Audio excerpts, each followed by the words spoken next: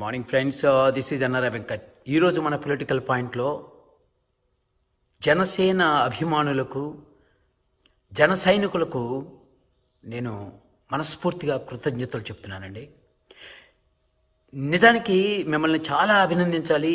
ఒక యుద్ధంలాగా, అంటే ఈ రెండు పార్టీల సిద్ధాంతాలకు అలవాటు పడిన మన ఆంధ్ర ప్రజ దీని మీద యుద్ధం చేశారు. మీరు యుద్ధం చేసింది కేవలం వైఎస్ఆర్సీపీ జగన్ మీదో, లేకపోతే టీడీపీ చంద్రబాబు నాయుడు గారి మీదో, వాటి మీద కాదండి.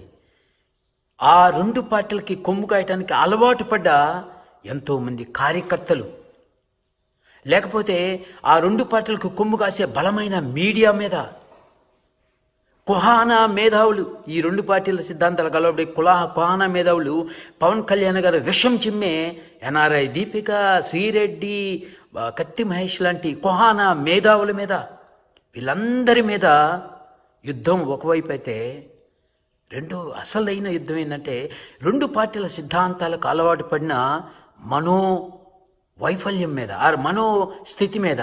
ఈ మనోస్థితిని నిజం చెప్పాలంటే అది అలవాటు కదండి, ఒక రకంగా చెప్పాలంటే బానిసత్వానికి అలవాటు పడిన మనస్సుల మీద, ఆ మనస్సుల మీద యుద్ధం చేసి గెలవటం అంత ఈజీ కాదు.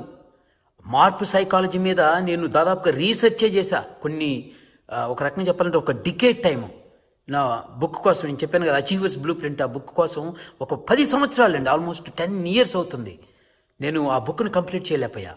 సో అంతటి గొప్ప మార్పు అది ఏంది, ఈ డబ్బుకి, లేకపోతే ఈ మందుకి, లేకపోతే గిఫ్ట్లకి అలవాటు పడిన ప్రజానీకానికి డబ్బు లేకుండా ఓట్లు వేయటం అనేది వాళ్ళ జన్మలో ఇంతవరకు చేయలే. ఇప్పుడు వాళ్ళు పురాతన కాలంలో ఎప్పుడు స్వతంత్ర భారతదేశంలో వచ్చిన కొత్తలో చేశారు, ఆ తర్వాత మర్చిపోయారు.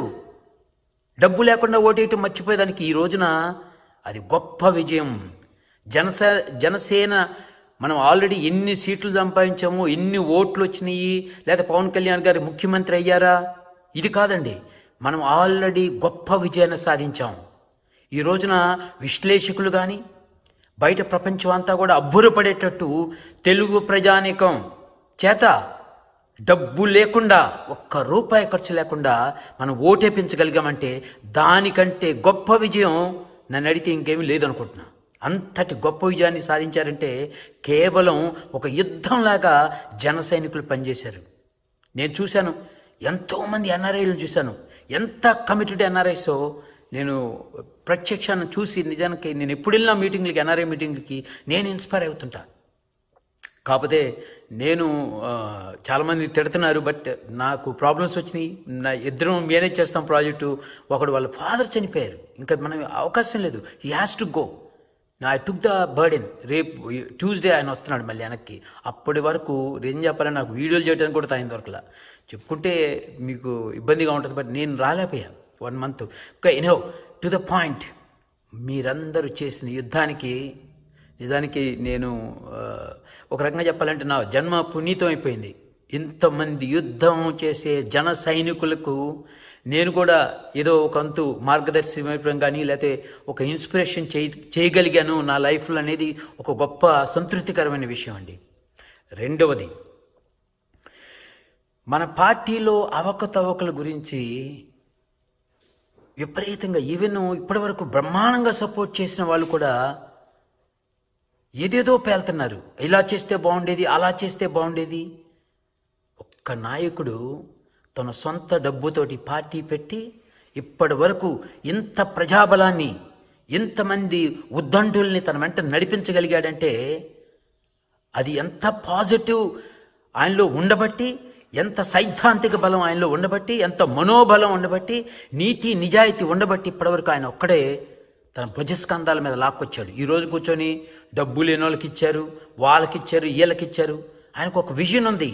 ఆయన కేవలం క్యాస్ట్ ఉపయోగించుకోవాలి, లేకపోతే కులం ఉపయోగించుకొని, లేకపోతే డబ్బు ఉపయోగించుకొని, లేకపోతే బలమైన డబ్బు గల వాళ్ళకి ఇవ్వడం ఒక్కటే పెట్టుకుంటే, లేకపోతే చీఫ్ మినిస్టర్ కావాలి అని ఒకే లక్ష్యం పెట్టుకుంటే ఇవన్నీ చిటికల్లో అయ్యాయి.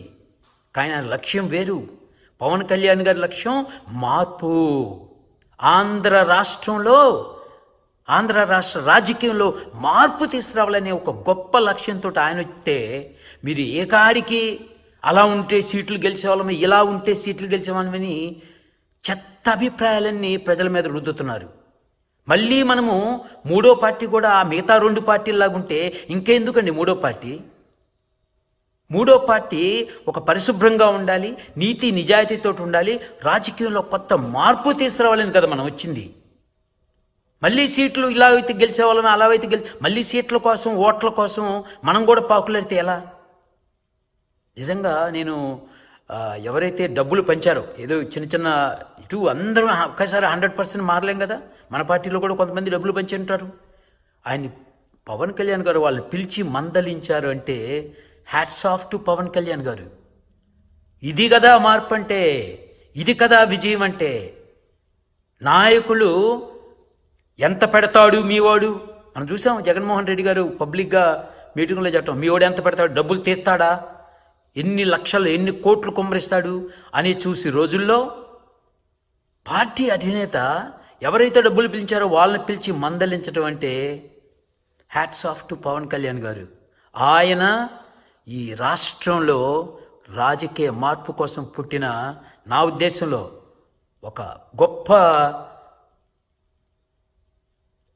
ఒక రకంగా గొప్ప మనిషి అనుకున్న మహామనిషి. ఆయన సపోర్ట్ చేయటం మనందరి అదృష్టం. సో అటువంటి అదృష్టంలో పాల్గొన్న నా జన సైనికులందరికీ మరోసారి నా హృదయపూర్వక కృతజ్ఞతలు, అభినందనలు, ధన్యవాదాలు. ఇంకో పాయింట్ నేను మాట్లాడాలండి. పవన్ కళ్యాణ్ గారిని 2 చోట్ల ఓడించాలి అనే మేధావులు నిజంగా నేను చూస్తుంటే ఎడ్యుకేటెడ్ ఫెలోస్, ఎడ్యుకేటెడ్ మూర్ఖులు అంటా నేను. ఎందుకంటే ఏంట్రా మీకు వచ్చేది 2 చోట్ల ఓడించడం కోసం ఏది 100 కోట్లు గుమ్మరించారట. ఏం చేద్దాం అనుకుంటున్నారు ఈ రాష్ట్రాన్ని?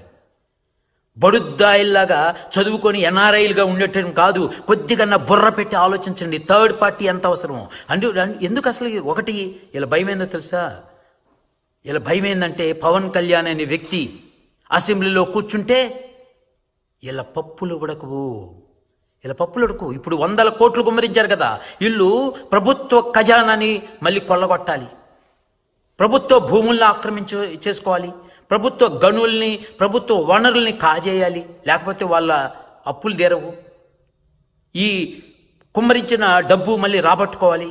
పవన్ కళ్యాణ్ అనే వ్యక్తి అసెంబ్లీలో కూర్చుంటే ఇలా పప్పులు ఉడకవు. అందుకనే పవన్ కళ్యాణ్ ఎలాగైనా ఓడించాలని 2 పార్టీల నాయకత్వం ప్రజల్ని, లేకపోతే అక్కడున్న నాయకుల్ని, ఇంకా ఉంటారు కదా మూర్ఖపు వీళ్ళు అభిమానులు, వీళ్ళు వాళ్ళ చేత విపరీతంగా డబ్బులు కుమ్మరించేసి పవన్ కళ్యాణ్ ఓడించటమే ఒక ప్రధాన ధ్యేయంగా 2 చోట్ల పోటీ పడ్డారట. నాకు తెలియదండి నేను అసలు నిజంగా అబ్జర్వ్ చేయలేదు ఎన్ని ఓట్లు వస్తున్నాయి, ఎన్ని సీట్లు వస్తున్నాయని. కానీ పవన్ కళ్యాణ్ అనే వ్యక్తి ఎక్కడ ఓడినా, 2 చోట్ల ఓడినా ఆ ప్రాంతంలో నేను జీవితంలో అడుగు పెట్టదలుచుకోవాలి. అది గాజువాకలో వాడిని, భీమవరంలో వాడిని. ఎందుకంటే అటువంటి మూర్ఖపు ప్రజల్ని మనం కాదు కదా ఎవడు ఇది చేయలేదు. నేను మూర్ఖపు ప్రజలను ప్రత్యేకంగా మళ్ళీ ఇంకొక వీడియో కూడా పెడతా. అది భీమవరం ప్రజలను అంటాను, లేకపోతే గాజువాక ప్రజలను అంటాను. నాకేమి భయం లేదు. ఎందుకంటే ఒక నీతి నిజాయితీ గల ఒక వ్యక్తి అన్నీ వదులుకొని వస్తే వాడిని కూడా ఓడించగలిగారంటే అంతకంటే మూర్ఖత్వపు ఆలోచనలు, అంటే వాళ్ళ ప్రజలను అంటలా, వాళ్ళ ఆలోచన విధానం నాకు నచ్చదు. వాళ్ళని ప్రత్యక్షంగాను నేను కలవను, బట్ పరోక్షంగా ఒక వీడియో మాత్రం పెట్టదలుచుకున్నాను. 2 చోట్ల కనుక ఓడిపోతే నేను రాజకీయంలో కూడా రాదలుచుకోలే. ఎందుకంటే ఇంత దరిద్రపు కంపు రాజకీయంలోకి మళ్ళీ బాగు చేయటం నా వల్ల కాదు. నా జీవిత కాలాన్ని, నా జీవిత సమయాన్ని నేను ఇటువంటి దుర్మార్గపు రాజకీయం కోసం, లేకపోతే ఈ దుర్మార్గపు ప్రజల కోసం నేను వెచ్చించదలుచుకోలేదు. నిజంగా చెప్తున్నా. 2 చోట్ల ఓడిపోయిన రోజున భారతదేశంలో ప్రజాస్వామ్యం చచ్చిపోయింది, ముఖ్యంగా ఆంధ్రప్రదేశ్లో చచ్చిపోయిందని నేను భావిస్తాను. సరే, చివరిగా నేను యుద్ధానికి పిలిపించా. ఒకప్పుడు స్టార్టింగ్లో నేను ఎప్పుడైతే మాట్లాడటం మొదలుపెట్టానో మనం ఒక యుద్ధంలాగా చేద్దాము. ఎందుకంటే పవన్ కళ్యాణ్ గారి విజయంలో ఉందండి అది యుద్ధం. ఎందుకంటే యుద్ధం చేస్తేనే ఇటువంటి దరిద్రపు రాజకీయం, ఈ భ్రష్టు పట్టిన రాజకీయం, ఈ కుహాన రాజకీయం, ఈ కుళ్ళిపోయిన రాజకీయం మారాలి అంటే డెఫినెట్గా యుద్ధం చేయాలి. అందుకని ఆయన పేరు కూడా జనసేన, జన సైనికుడు అని మనల్ని అన్నాడు. జనసేనాధిపతి అని ఆయన పిలుచుకున్నాడు. జనం వైపు మనం ఉండి ఒక బలమైన ఈ ఇన్ఫ్లుయెన్సర్స్ ఏదైతే ఉండే పార్టీలు కానీ, ఈ మీడియా కానీ, లేకపోతే ఈ కుహాన మేధావుల్ని కానీ మనము యుద్ధం చేశాం. అటువంటి యుద్ధం అయిపోయింది అనుకోగాకండి. ఇప్పుడు నాకు చిన్న విన్నపం అనమాట, ఈ యుద్ధాన్ని కొనసాగిద్దాం. ఎలా కొనసాగిద్దాం అంటే రాజకీయ నాయకత్వమే రాజకీయ నాయకత్వం జీవితంలో ఒక చిన్న భాగం మాత్రమే. దయచేసి రాజకీయమే జీవితం అనుకోగాకండి. జీవితంలో ఒక చిన్న భాగం రాజకీయం. నాకు తెలుసు రాజకీయం మారితే మన జీవితాలు బాగుపడతాయి, అది తెలుసు. కానీ 90% మిగతా అదంతా ఉంది. లైక్ మనకు ఒక జాబు, మనకి ఇష్టమైన కొన్ని చేయదలుచుకున్నవి, లేకపోతే మన ఫ్యామిలీ, లేకపోతే మన ఆనందం, మన ఆరోగ్యం, మన ఐశ్వర్యం, ఇవన్నీ కూడా మనకు ఎంతో యుద్ధం చేయాలి. అటువంటి యుద్ధం మీరు కంటిన్యూ చేయండి. జీవితంలో యుద్ధం చేయండి. జీవితంలో విపరీతమైన మన చుట్టుపక్కల మన అటెన్షన్ లాగేసేస్తాయి. మనల్ని అది చేయి ఇది చేయి అని చెప్తుంటాయి. కానీ మనకు ఒక లక్ష్యం పెట్టుకొని ఆ లక్ష్యం కోసం మనం యుద్ధం చేయాలి. అప్పుడే మనకు ఆనందంగానూ ఉంటుంది. దాంతోపాటు మనల్ని మనం గొప్పగా మార్పు వచ్చింది. మనలో మనం మార్పు వచ్చింది. మనం ఒక గొప్ప వ్యక్తులుగా పరివర్తన చెందుతాం. దానికోసం యుద్ధం చేయాలి. అటువంటి యుద్ధంలో మీరు కూడా పాల్గొనదలుచుకుంటే, రాజకీయ యుద్ధం మిగిసింది, జీవిత యుద్ధం మొదలవ్వాలి అనుకుంటే నేను ఇంకొక ఛానల్ పెట్టా. ఎందుకంటే ఈ ఛానల్లో నాకు టీడీపీనా, జనసేన లేదా వైఎస్ఆర్సీపీ అని లేదు. అన్ని పార్టీల వాళ్ళు అర్హులే. ఆ యుద్ధం మనం పార్టీల మీద కాదు, పార్టీల మధ్య కాదు. ఆ యుద్ధం మన లక్ష్యం మీద, మన లక్ష్య సాధన కోసం మన చుట్టూతా ఉండే ఈ సమాజం, అంటే మనల్ని లాగే సమాజం, వాటి మీద యుద్ధం. మనల్ని ఏ విధంగా మన లక్ష్యాన్ని నుంచి డైవర్ట్ చేయాలనుకునే రకరకాల ఫోర్సెస్ ఉంటాయి. వాటి మీద యుద్ధం చేసి మన హెల్త్, మన ఆరోగ్యం, మన వెల్త్, మన సంపద, అలాగనే మన హ్యాపీనెస్, మన ఆనందం, వీటి మీద పోరాడేటట్టు నేను ఇంకొక ఛానల్ మొదలు పెట్టాను. అది ప్రొఫెషనల్గా ఉంటుంది. ఇది నేను చూశారు కదా, ఇప్పటివరకు నేను ఒక్క కెమెరా కూడా వాడలేదండి. నేను సెల్ ఫోన్లోనే షూట్ చేశాను. ఇప్పుడు కూడా నేను సెల్ ఫోన్లోనే మాట్లాడుతున్నాను. కానీ అప్పుడు కెమెరా, గ్రీన్ రూము చాలా రకరకాలుగా హంగామా చేసి తయారు చేస్తున్నాను. ఎందుకంటే అది ఒకప్పటికి దాన్ని పెయిడ్ ఛానల్గా మారుస్తాను. దాని మీద కూడా నేను డబ్బులు సంపాదించదలుచుకున్నాను. అది పెయిడ్ ఛానల్ అయింది. కానీ నేను స్టార్టింగ్లో మాత్రం ఫర్ సమ్ టైం, ఎప్పటి వరకే తెలీదు, అది చాలా professional channel. I'm investing money కూడా నేను దాంట్లో ఖర్చు పెడుతున్నాను. సో మీరు ఇప్పటికి కూడా మీరు అంటే కొన్నాళ్ళు ఫ్రీగా ఉంటుంది. మీరు అందరూ ఆ ఛానల్లోకి వచ్చేసి ఆ ఛానల్లో become part of it. Let us be achievers in life. అందుకని గోల్ అచీవర్స్ అకాడమీ అని పేరు పెట్టా. అంటే లక్ష్యాలను సాధించే ఒక సంస్థ అది. దాంట్లో మీరందరూ ఆహ్వానితులే. Free, health, wealth, happiness, unlimited. ఈ 4 వర్డ్స్ గుర్తుపెట్టుకోండి. యూట్యూబ్లో కొట్టండి. ఇప్పుడే మొదలు పెట్టాను. సో ఆ ఛానల్ మనము ఇంకా బిల్డ్ చేద్దాం.